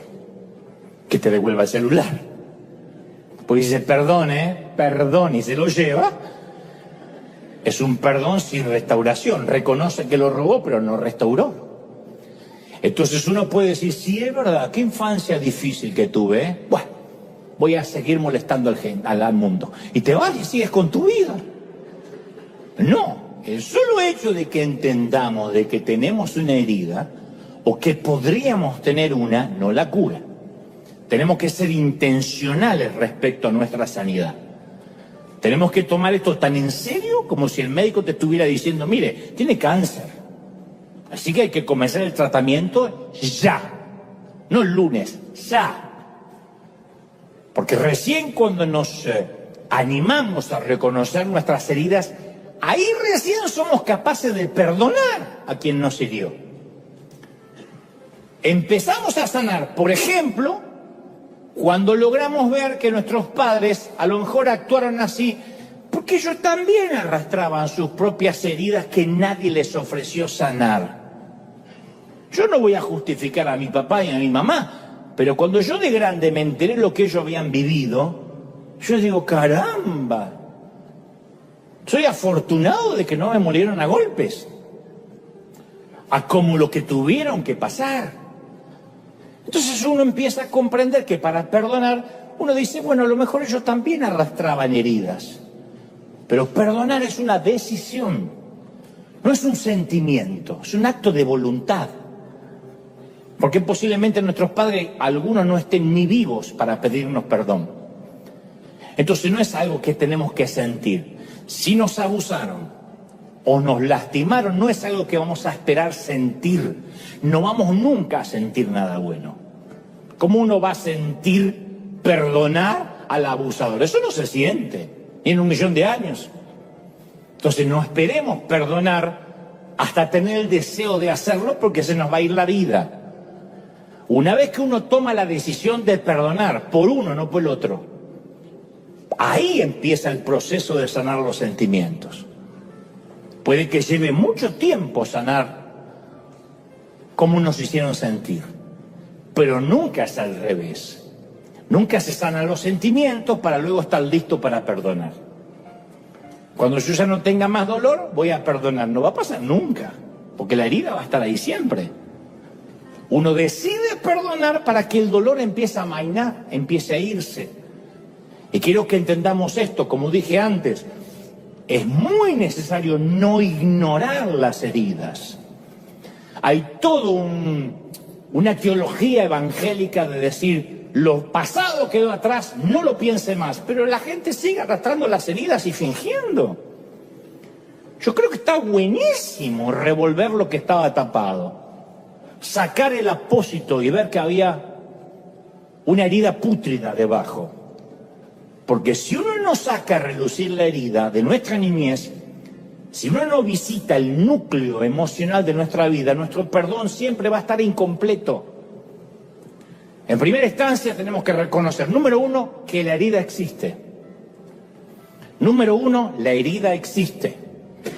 Por más que digamos, no, es que ya no me duele tanto, la herida existe. Número dos, hay que reconocer que fue importante. Tal vez en una pavada, pero como niño fue importante. Como lo interpretaste, fue importante. Y número tres, que todavía duele. Hay una herida, fue importante y duele. Sin esto no se puede empezar un tratamiento de perdón. Sin esto vamos a seguir hiriendo gente. Sí, tuve una herida. Sí, fue importante y todavía duele. Y cuando hablo de importante, di todos los ejemplos, todo el espectro. No hace falta que necesariamente haya sido un abuso, una violación. A veces puede ser un destrato, una indiferencia, un ninguneo, se dice en algunos países. Pero sí, para mí fue importante. Entonces recién puede empezar el proceso de perdonar. Pero si decimos, no, yo ya lo superé, para mí no fue importante, yo casi me olvidé, ya ni me acuerdo, eso decía mi papá. Mi papá era un maltratador con sus hijos, con sus nietos, no podía demostrar afecto, pero cuando uno le decía, papá, ¿sufriste de chico? No, yo ya ni me acuerdo. Al no reconocer la herida no iba a sanar nunca. Nunca podía perdonar porque no la reconocía. Y si decimos por el contrario, bueno, es que yo me lo merecía. De alguna forma yo no fui un buen hijo. Yo estuve parte de la culpa. Eso tampoco hace que uno pueda perdonar. Porque si uno distribuye la culpa, tampoco va a poder entregar un perdón completo. El verdadero perdón dice, mamá, papá, estén aquí o en la eternidad, o quien sea, un extraño, eso estuvo mal, me importó mucho, me lastimó, me traumó, me marcó la vida adulta, pero ahora que llegué a Cristo, te libero de toda esa culpa porque decido ser sano. ¿Estamos de acuerdo, sí o no? Decido ser sano. Yo escucho a muchos cristianos que les encanta vivir en el antiguo pacto, porque les inculcaron eso de Jeremías 17:9, que dice: engañoso es el corazón, mi corazón es engañoso, mi corazón es perverso. No, mi querida, no, mi viejo, eso ya no lo es. Hay que leer el resto del libro. En Jeremías 31:33 dice Dios, hablando de la época de la gracia, dice: yo daré mi ley en la mente y la escribiré en su corazón, y yo seré a ellos por Dios y ellos serán mi pueblo. O sea, el Señor nos dio un corazón nuevo. Por eso Pablo declaró en Romanos 2:29, la verdadera circuncisión está en el corazón y se hace por el Espíritu, no por la ley. El que tiene la circuncisión en el corazón, por el Espíritu recibe la aprobación de Dios y no la de los demás. ¿Me escuchaste? Tu corazón es bueno. Hayas tenido la infancia que hayas tenido, hayas sido un mal hijo, un buen hijo, un mediocre hijo, tu corazón es bueno. Tu corazón es bueno. Cristo ya lo cambió. ¿Estamos de acuerdo, sí o no? Y cuando Dios nos mira, me mira, cuando Dios me mira a mí, ve el hombre que tenía en mente cuando me creó. Entonces no le preguntes a tu cónyuge, no le preguntes a tu pareja, ¿cómo crees que me ve Dios? ¿Qué pensará de mí? No le preguntes a los seguidores de las redes. Esos son los que gritan hosana de una vereda si aprueba su doctrina, y si haces algo que no les gusta gritarán crucifícale del otro lado de la vereda. Tampoco le preguntes a tu pastor, no me preguntes a mí acerca de qué piensa Dios acerca de ti. Pregúntale directamente a Dios, ¿qué piensas de mí? Y sigue haciendo la misma pregunta hasta que reciba la respuesta, hasta que te diga, eres mi hijo amado. Sí te voy a dar todo el amor que no te dieron. Sí te voy a apapachar, te voy a abrazar. Alguien tiene que decir amén. Yo digo siempre, las heridas de la niñez tienen una memoria repugnantemente buena, porque nos las acordamos, pero también tiene unas destrezas interpretativas abismalmente pobres, porque nuestra comprensión es el proceso digestivo de la mente. Y uno procesa las cosas cuando niño de diferente manera que si uno fuera adulto. Pero el tema es que si aún de adultos nuestra comprensión sigue siendo infantil, llegamos a conclusiones inmaduras. La comprensión infantil, lo que uno le parece que sintió, o la conclusión que sacó cuando teníamos 9 años, 5 años, 7 años, esa comprensión infantil es la más peligrosa de todas, especialmente en un adulto lastimado. Porque llevamos esos conceptos infantiles, esas conclusiones que creímos infantiles, a las relaciones adultas y lastimamos a quienes nos rodean. Porque si de chiquititos sentimos que no fuimos amados, eso es lo que vamos a transmitir. Inseguridad, que nadie nos ama, porque es lo que creímos comprender. A lo mejor fue así, pero a lo mejor es lo que creímos comprender. Este es el más devastador revés contra el alma de un adulto, que aquel niño que alguna vez fuimos fue lastimado. El salmista David escribió en el Salmo 127:3 una nota fascinante respecto de los hijos, de los vástagos. Él dijo: he aquí, herencia de Jehová son los hijos, cosa de estima el fruto del vientre. Y luego agrega y dice: como saetas, como flechas, en manos del valiente, así son los hijos habidos en la juventud. Bienaventurado el hombre. Cuando habla de hombre no habla de género, habla de hombre y de mujer, habla del ser humano. Bienaventurado el hombre que llenó su aljaba de ellos. La aljaba es el sitio donde se colocaban las flechas. Lo habrán visto en alguna película, en alguna ilustración, donde de aquí atrás sacaban las flechas. Ahora, ¿por qué David compararía a los hijos con las flechas. Bueno, a mí se me ocurre que tal vez era una metáfora para definir el potencial de ser lanzados hacia el futuro. O quizás él estaba tratando de decirnos que los niños van donde sus padres los lancemos. Yo fui la saeta de mis padres, la flecha de mis padres. Ellos ya han partido, pero esta flecha sigue elevándose al viento, se mantiene. Yo soy la demostración científica de que ellos alguna vez existieron. Tú eres la demostración científica de que tuviste padre. Te pudieron haber abandonado, pero padres tuviste. Nadie nació clonado, que yo sepa que esté aquí. Entonces, cada adulto es la flecha que alguien más disparó. Pero algunas de esas saetas a veces se parten en la aljaba. Algunas de esas flechas a veces se rompen cuando todavía no fueron lanzadas, cuando no fueron adultos. Algunos los llaman niños maltratados. Algunos dicen, no, son víctimas. Y algunos prefieren llamarlos estadísticas. A mí me gusta llamarlos, no es que me gusta, pero prefiero llamarlos flechas rotas. Porque cuando esas heridas quedan en el corazón, no es que necesitan solo sanidad interior o empoderamiento o repetir 2 o 3 clichés, 3 frases. Necesitan un milagro divino. Cuando uno fue herido de chiquito, necesita un milagro divino. Si nuestro automóvil sufre una falla menor, una rueda pinchada, la podemos llevar a cualquier lado. Hay que salir del paso.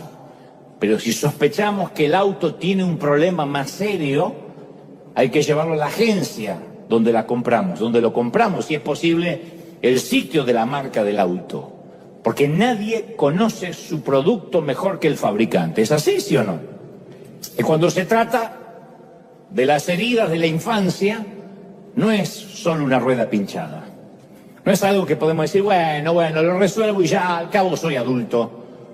Porque una de las mayores trampas del enemigo es robarnos el interés en esto. Es meternos indiferencia en esto de que no hace falta pensar en qué me pasó, ya pasaron tantos años. La frase que más ama el enemigo es, no hace falta revolver el pasado, ya el Señor hizo todas las cosas nuevas, lo cual es una gran verdad. Hay gente que dice, yo no sé por qué hay predicadores que andan revolviendo el pasado cuando el viejo hombre ya quedó atrás. Y etimológicamente tiene razón. Pero la gente que suele decir esto, ya el viejo hombre quedó atrás. Yo conozco de hecho un querido predicador muy legalista que vive condenando a todo el mundo y de tanto en tanto cuenta como su padre lo molía a golpes cuando era un niño. Así como la secretaria o esta persona que yo conocí que de tanto en tanto se le escapaba su niñez traumática. Cuando veas a alguien que lastima, que castiga, que es intransigente, hipertérrito, te vas a dar cuenta que es un niño asustado, lastimado, que no pudo sanar. Entonces, aun cuando el Señor hace todas las cosas nuevas, si no permitimos que Dios sane nuestras heridas, vamos a seguir lastimando a otros. Entonces, convengamos que olvidar no es adquirir amnesia.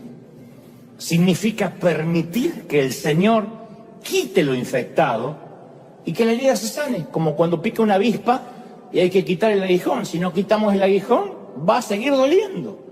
Una vez que sacamos el aguijón de la avispa, la sanidad es inevitable. Y hoy es un día en que vamos a quitar el aguijón. ¿Estamos de acuerdo, sí o no? Hoy no vamos a quitar nosotros, vamos a permitir que el Señor lo quite, ¿sí? Ahora, la vida me ha enseñado que la madre de cualquier milagro es la compasión. El padre de un milagro siempre es el Señor, pero la madre es la compasión. El poder de sanar está en el poder de amar a esa persona.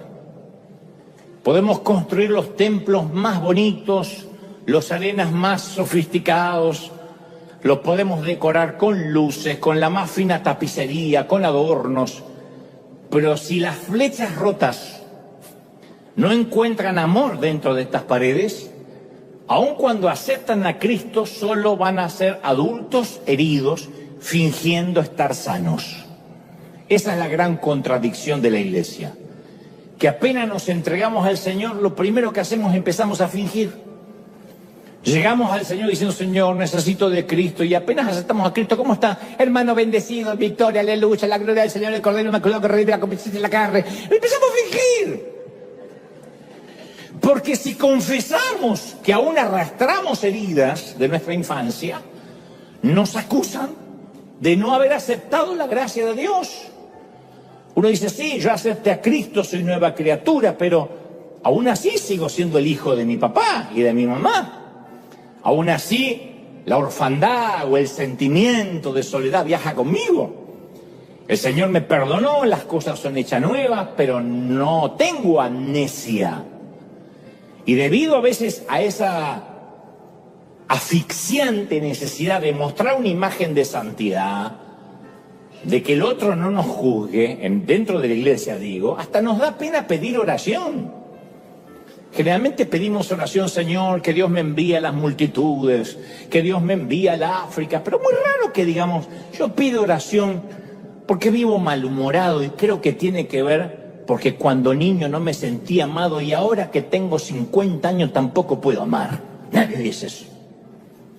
Es el miedo a no estar a la altura de las expectativas de los demás, a no parecer santo, a no parecer espiritual.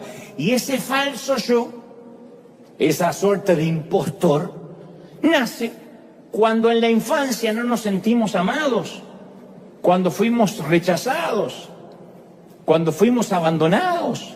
Entonces, cuando llegamos al Señor con toda esa carga, con todos esos traumas, en lugar de darnos cuenta que ahora podemos empezar el proceso de sanidad, enseguida levantamos otro falso yo y sostenemos a un nuevo impostor que ahora trata de encontrar su identidad haciendo para el Señor, simplemente, en lugar de estar simplemente estando con el Señor.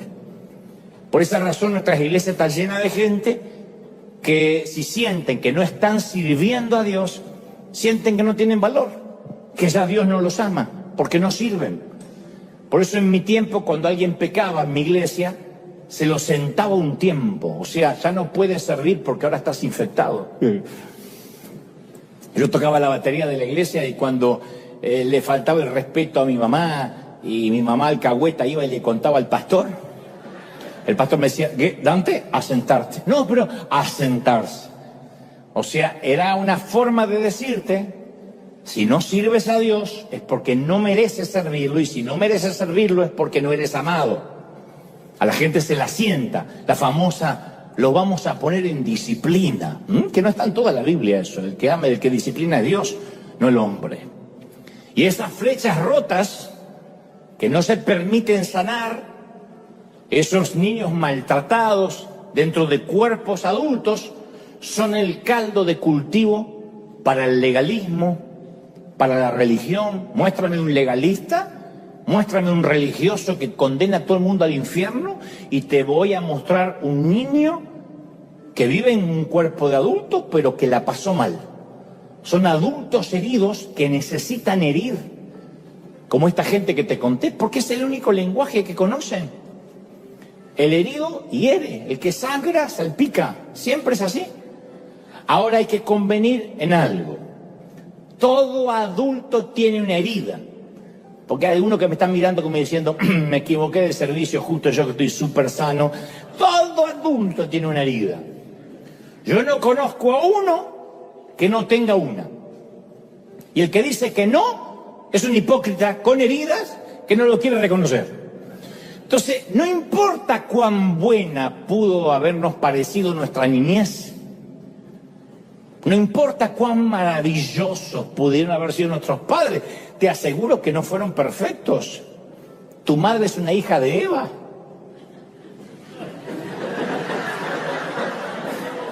¿Qué pensaron que iba a decir? ¿Tu padre es un hijo de Adán? Yo le decía a mi papá, hijo de Adán. ¿Era un hijo de Adán? De manera que no hay forma de atravesar esta vida sin resultar herido. Nosotros vamos a herir, lo vamos a decepcionar a nuestros hijos. Por tu salud mental lo tienes que saber. Me miran como diciendo, ay, no, yo no sé. Porque también eres hijo de Adán e hija de Eva. Entonces las heridas pueden venir también de otras fuentes, no solo de los padres, de un hermano, de un tío, de un primo, de un maestro, de un extraño. Pero que vienen. Vive lo suficiente y saldrás herido. Hay heridas que son obvias, cuando involucra maltrato físico, maltrato verbal, ni que decir maltrato sexual, abuso. Esos son ataques más explícitos. Pero después están las heridas pasivas, que son perniciosas, silenciosas, como el cáncer, funcionan como una metástasis que se mantiene hasta la edad adulta. Y puesto que son sutiles, no se las reconoce como heridas y por consecuencia son más difíciles de curar. Porque si uno no reconoce tener heridas, no las puede curar. Si uno dice, no, solo fue una infancia difícil. Bueno, todos tuvimos la mayoría infancia difícil, pero en algún momento uno tiene que exponerse a decir, quiero un diagnóstico, quiero saber si yo provengo de una niñez herida. A mí me ha tocado conocer a muchos hombres adultos que están resentidos con sus madres, ni siquiera las llaman y no pueden explicar por qué. Yo les pregunto, pero es complicada tu mamá. No, pero una vez hablé con alguien de unos 30 y tantos años que me dijo, lo que me enferma de mi mamá es que me sigue tratando como un niño. Me habla como si yo fuera un retrasado mental. Yo tengo 34 años, 35, no sé cuándo le llamo y me dice, ¿comiste?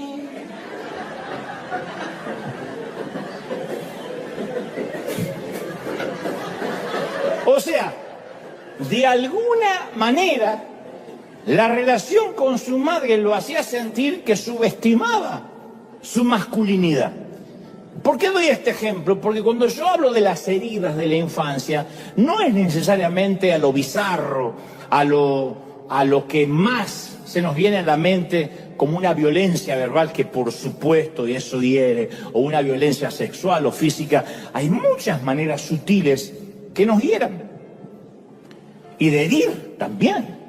Por eso insisto, toda herida, ya sea agresiva o pasiva, llega con un mensaje encriptado.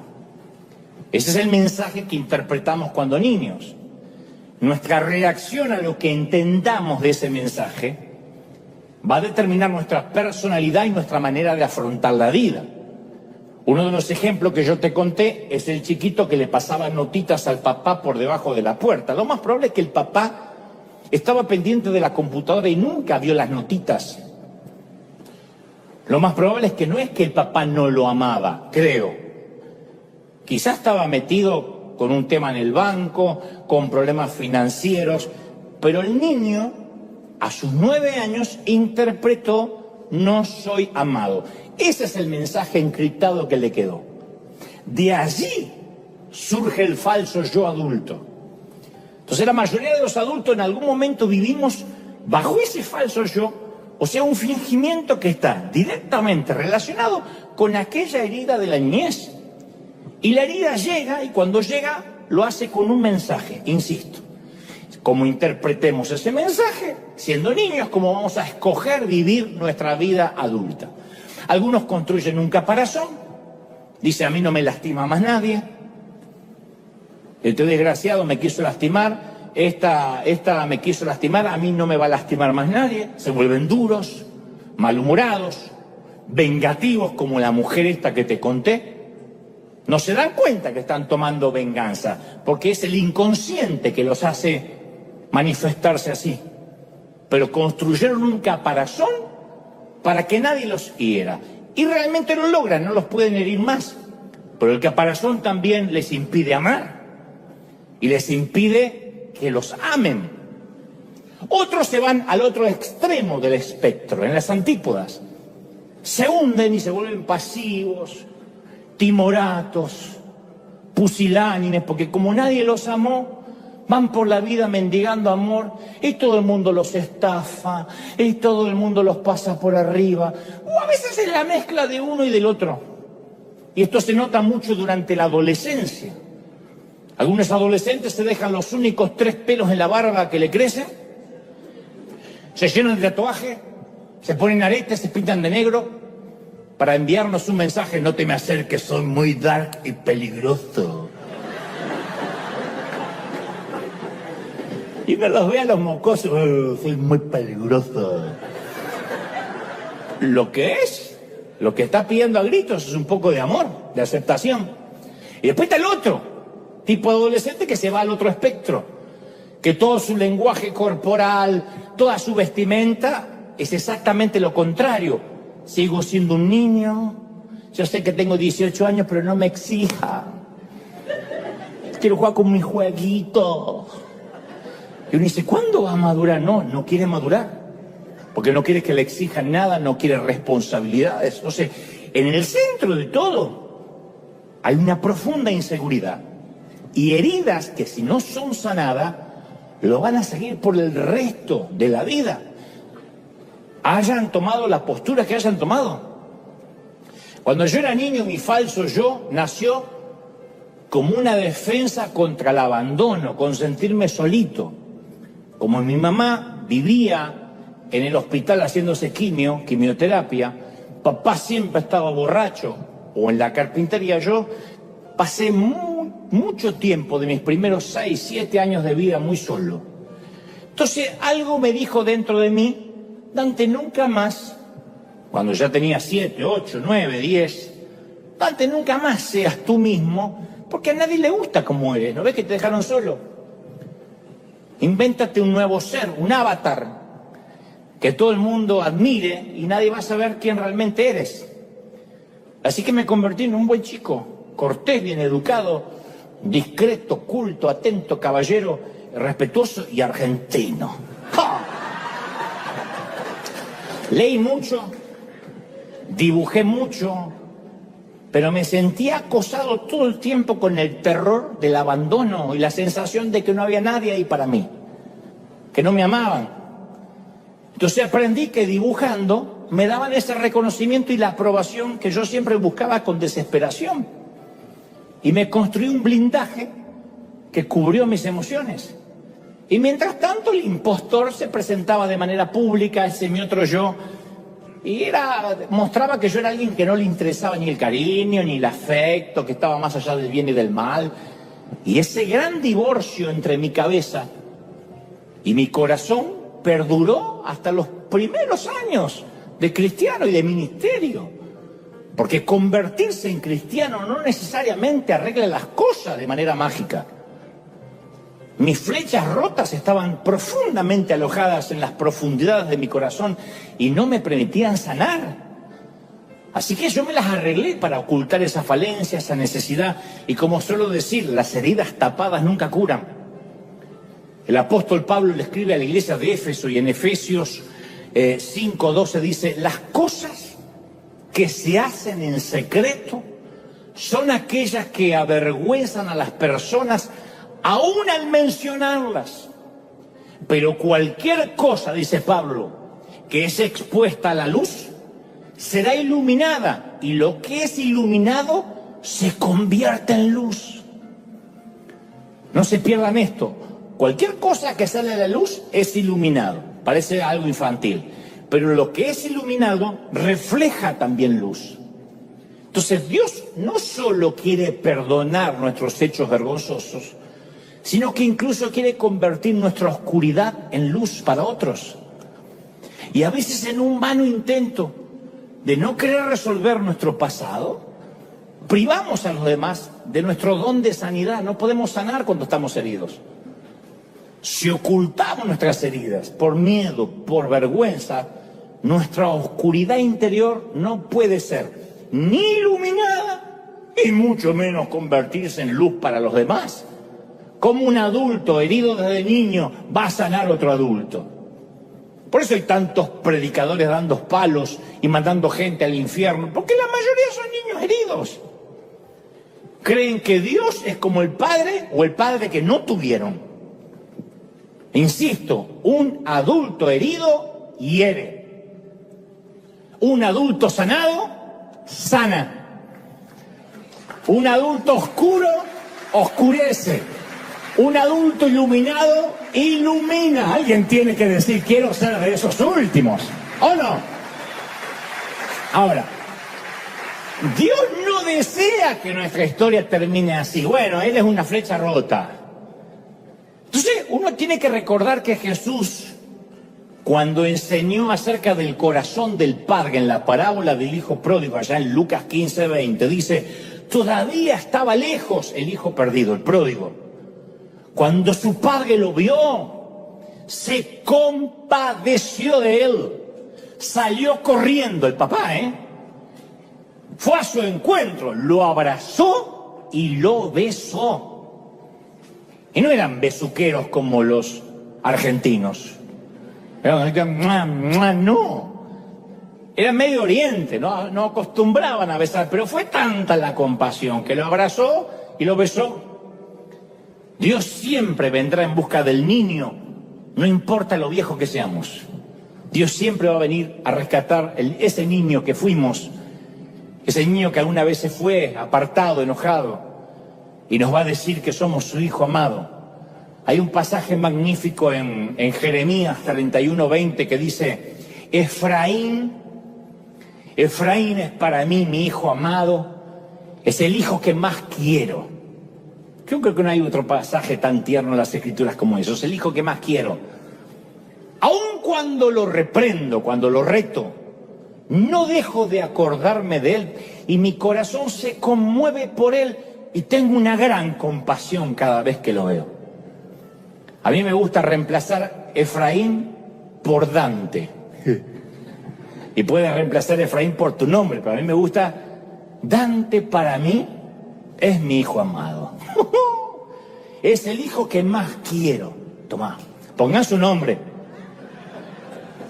Aun cuando lo reto, cuando lo reprendo, no dejo de acordarme nunca de él. Mi corazón se conmueve cuando lo veo y tengo una gran compasión. Cuando mi estima quiere dañarse, cuando quiero recordar viejas heridas, yo digo, el Señor dice que soy su hijo más amado, que se compadece, que le encanta verme, sana todas las heridas. Entonces, Dios trae ese amor y esa sanidad al huérfano de nuestro interior. Ese niño que necesita saber que es amado. Los adultos solemos avergonzarnos de nuestras heridas, pero no tiene que ser así. Desde el mismo principio nuestra existencia estaba destinada a ser desesperadamente dependiente. Como el árbol, dijo Jesús, y sus ramas. El Señor dijo en Juan 15:5, ustedes son las ramas, yo soy el tronco, separado de mí, nada pueden hacer. Y no se está burlando de nosotros. No lo dice como suspirando, cómo me gustaría que maduren, no me necesiten tanto, che. No, estamos hechos para depender de Dios. Y nada en nosotros funciona bien sin esa unión con Cristo.